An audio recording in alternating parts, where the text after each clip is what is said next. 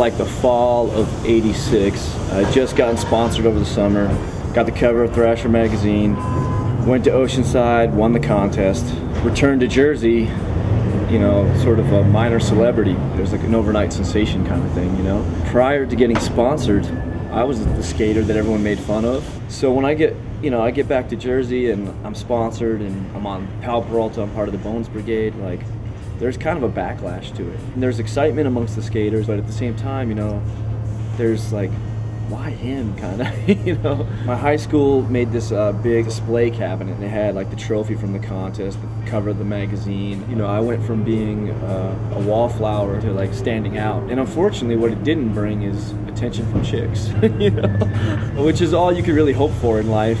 So I get transferred from one study hall to another.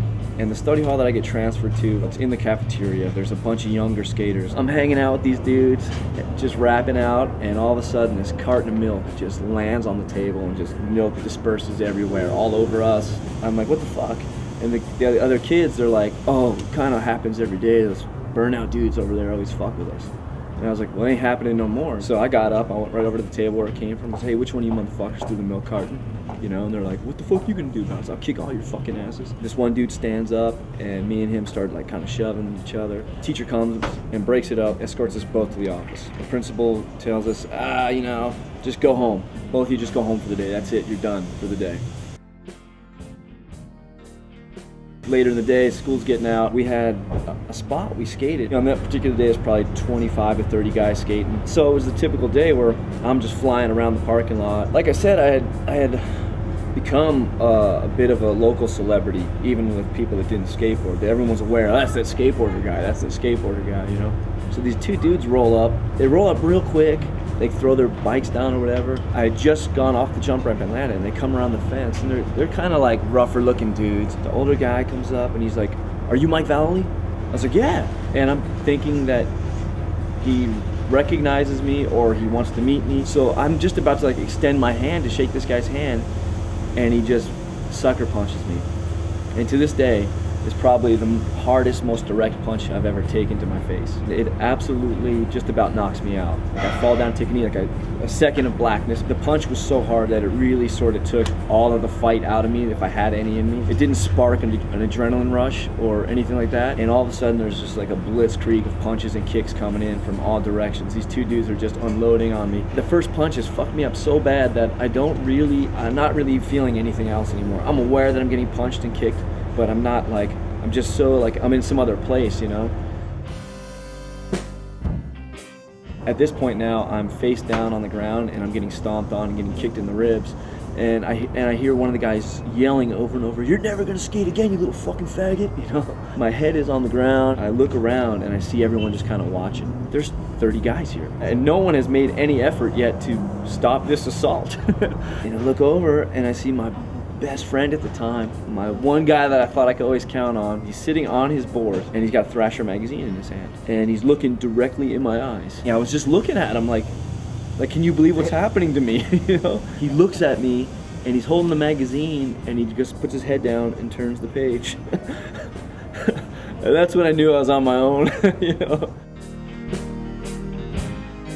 So the beating kind of ends, and I just get up, and the dudes are still standing around that beat my ass. I'm just like looking at them, and I was like, what the fuck, man? And they're like, that's for fucking with my friend in the cafeteria today. You said there's gonna be a fucking rumble after school? Well, you just got your rumble. I was like, I didn't say there's gonna be no fucking rumble. Turns out, some of the skaters, those freshman kids I was sitting with at the table, after I got escorted off to the principal's office, they told the other guys that were involved that, you know, meet us at Washington School after school, you and your buddies, and we're gonna fight.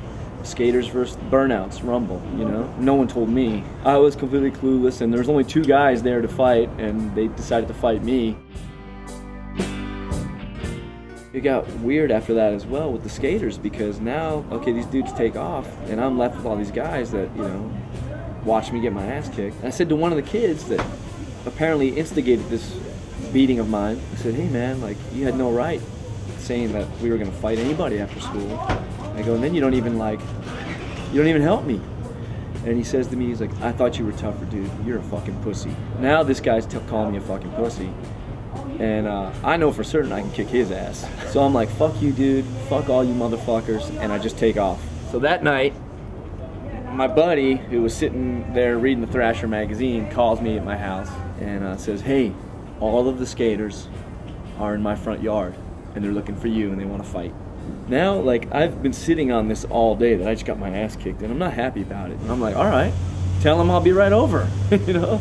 So I leave my house on foot. One of the few times I didn't travel on a skateboard at that point in my life. I start making my way over to my buddy's house.